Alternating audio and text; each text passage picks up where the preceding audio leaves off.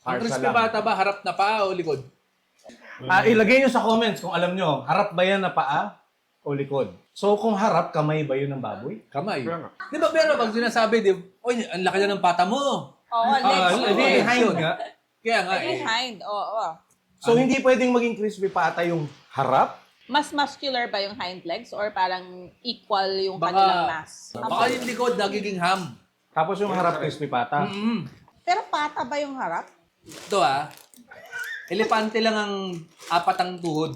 So Kasi sila, walang- sila lang technically ang may apat na paa. Okay. Oo. Anong kinaiba ng iba? Yung iba, elbow. Di ba? Pag ganun, Yung yung iba, bali. elbow. Yung elephant, Yung elephant, lahat tuhod. Okay. Yung direksyon ng bali. 48 ka na, di mo pa alam yun. Di pa. Ang dami mo natutunan, not Gio to. Sarap ko. Oy, sa comment section pakilagay, pwede po bang crispy pata ang likod na paa? Ano bang paang ginagamit talaga? Kasi si Tado, tinanong niya sa Strange Brew, di ba? Paano Sa niyo bulalo. malalaman yung kaliwa tsaka kanan, yung Adidas, di ba? Masarap papakin yan. Yoko, taba yan. Cholesterol Kailangan yan. taba. Patay ka dyan. Di ba nakakamatay yan? Hindi, wala akong rice eh.